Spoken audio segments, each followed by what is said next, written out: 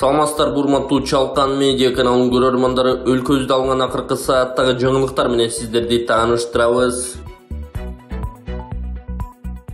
Кыргызстанда биринчи жолу бөйрөк алмаштыруу операциясы ийгиликтүү жасалды. Кыргызстанда ички органдарды трансплантациялоо боюнча биринчи операция ийгиликтүү жасалды. Кыргызстанда ички органдарды трансплантациялоо боюнча биринчи операция ийгиликтүү жасалды. Бул тууралуу 30 августта президенттик администрациядан билдиришти. Маалыматка ылайык, мындай операция Бишкек шаарындагы Кыргыз-Түрк достук ооруканасында жасалды. Оорукана жетекчилигинин мекеме мындай операцияларды толугу менен ишке ашыра баштаганын, бул үчүн ооруканага квалификациялуу медициналык кызматкерлер тартылып, заманбап медициналык жабдуулар менен жабдылганын белгилешти. Мындан тышкары учурда Туркиядан келген 140 медициналык адис Кыргызстанда 2-3 жыл иштеп, жергиликтүү дарыгерлерди иш жүзүндө үйрөтүшөт. Бул мезгилде атамекендик адистер тажрыйба топтоп, бөйрөк алмаштыруу операцияларын өз алдынча жасай башташат деп айтылат билдирүүдө.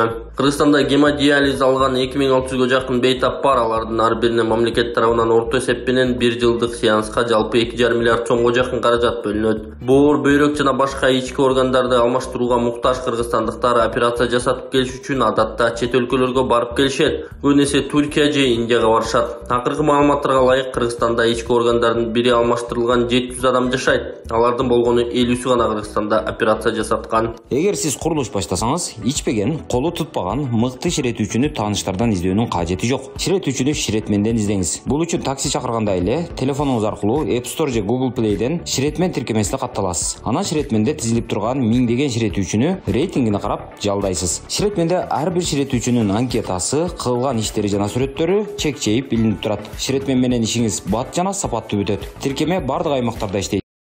Бишкектин четиндеги Орок айылында 35 000 орундуу стадиондун курулушу башталды. Садыр Жапаров 30 августта жаңы стадиондун курулушуна капсула салды. Бул тууралуу президенттин маалымат кызматы билдирет. Ага караганда стадион Бишкек шаарынын чет жаккасындагы Орок айылында курулат. Долбоорго ылайык стадиондун жалпы аянты болжол менен 109 000 чарчы метрди түзөт. Сыйымдуулугу 35 000 орун, ачык жабык VIP орундары, ошондой эле комментаторлор менен журналисттер үчүн 200 орун каралган. Мындан тышкары 1,5 миң жеңил машина жана 100 автобус үчүн унаа токтотуучу жай, 5 жерден кире бериш, 3 көзөмөл өткөрмө пункту, 2 кабат трибуналардын астында жылуу жайлар, галереялар, оюн таласы көрүнөт турган жана башка калкалай турган курулмалар болот. Өлкөбүздө спортко кызыккан, сергек жашоо образын карманган жарандарыбыз абдан көп. Футбол спортунун 100 миңдеген күйөрмандары заманбап стадионубуз болсо деген каалоо тилекти көптөн бери айтылып келе жатат эле. Ошентип эгемендүү Кыргызстандын тарыхында кесипкөй футболчулардын, кыргыз футбол күйөрмандарынын, жалпы эл журтубуздун кыялын ишке ашырууга кадам ташталды, деди президент. Садыр Жапаров заманбап стадион куруу жөнүндө жаштарга берилген убада аткарылаарын белгиледи. Мамлекет башчысы буга чейин бир топ спорттук мелдештер, өзгөчө футбол оюндары көп жылдан бери кызмат кылып келе жаткан Дөлөн Өмүрзаков аттындагы стадиондо өткөрүлүп келгенин эске салды.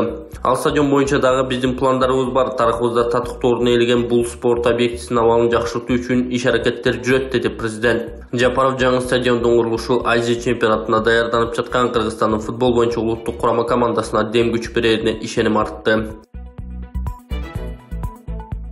Композитор Сталбек Бактуулов дүйнөдөн кайтты. Кыргыз Республикасынын эл артисти, композитор Ишенал Арабаев атындагы Кыргыз мамлекеттик университетинин жана Кыргыз-Түрк Манас университетинин профессору Сталбек Бактуулов 69 жаш курагында дүйнөдөн кайтты. Бул тууралуу Маданият, маалымат, спорт жана жаштар саясаты министрлиги кабарлады. Сталбек Бактуулов 1954-жылы 7 октябрда Чүй районунун Гегет айылында туулган. Өмүрүн чыгармачылыкка арнаган композитор көптөгөн симфониялык, камералык аспаптык чыгармаларды, кино жана драмалык спектакльдерди, музыкаларын, оондорду жаратуу менен бирге эле Бишкек шаарындагы музыкалык окуу жайларда окутуучу болуп эмгектенип, бир катар таланттарды, шакирттерди тарбиялап чыгаруу менен кыргыз маданиятынын өнүгүшүнө өзүнүн зор салымын кошту.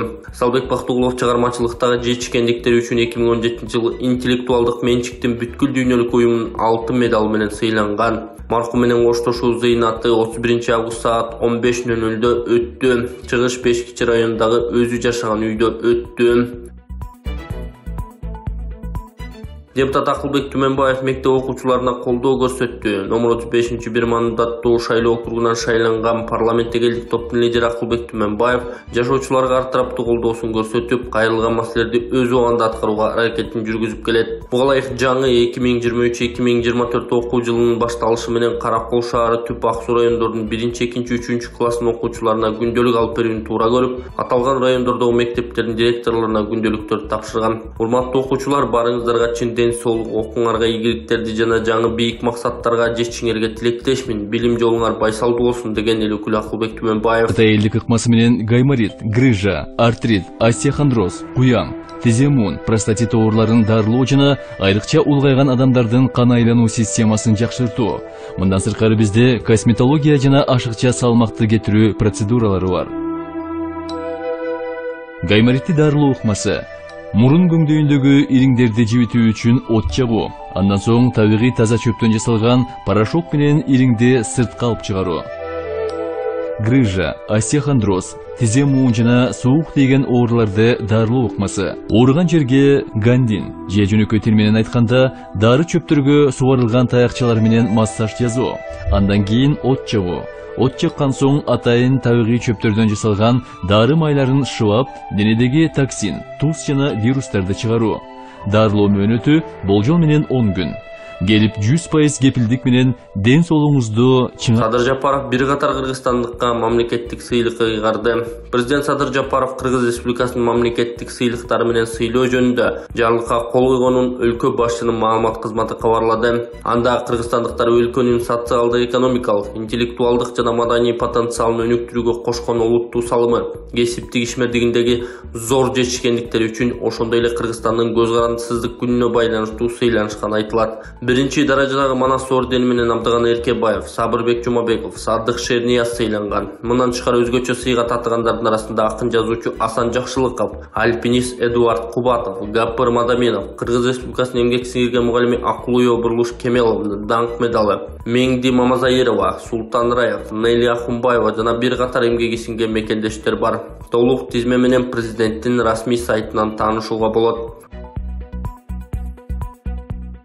Шоумен Кубанычбек Баркалбасов экинчи ирет ата болду. Шоумен Кубанычбек Баркалбасовдун жубайы көз жарды. Бул тууралуу шоумен соц тармактагы баракчасына жазды.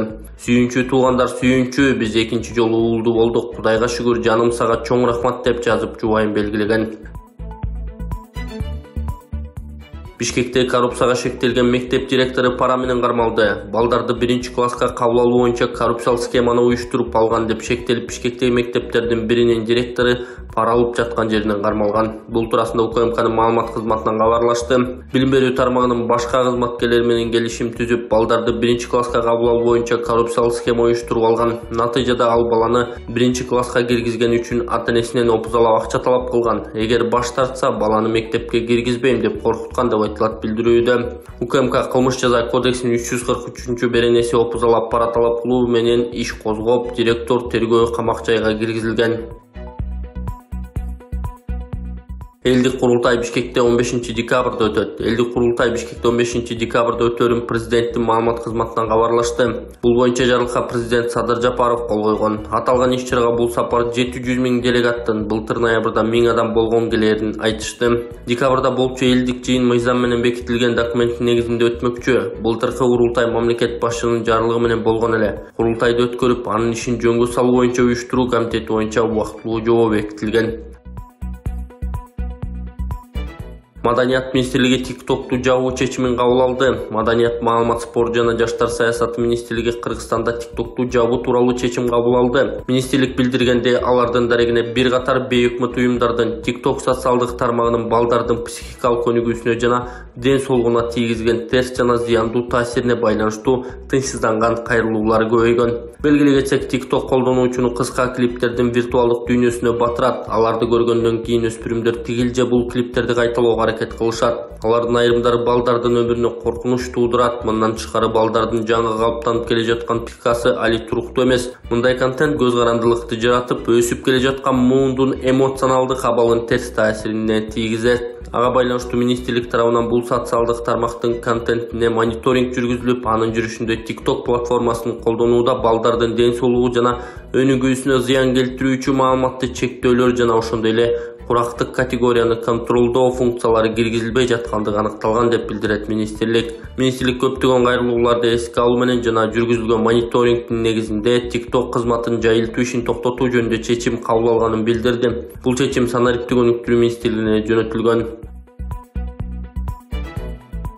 Отунбаеванын убактылуу өкмөттүн мүчөлөрүнө СИЗО 1-ге барганы айтылды. Буунун Ауганстан боюнча атайын өкүлү Роза Отунбаева 29 августта СИЗО 1-ге барганын адвокаты Эркин Садамбеков 30 августта билдирди. Анын айтымында Отунбаева убактылуу өкмөттүн мүчөлөрү Азимбек Бекназаров, Бектур Асанов жана Кеңешбек Дүйшөбаев менен жолугушкан. Үчөө тең кемпирабад иши деп аталган кылмыш иши боюнча айыпталуучулар жана баш калаадагы СИЗОдо кармалышууда. Роза Исаковна өзү демилге көтөрүп СИЗО 1-ге келген. Ал кармалгандар менен сүйлөшүп, алар иш ойдон чыгарылганын, күнөөсүн мойнуна алышпаганын айтышты, деди жактоочу.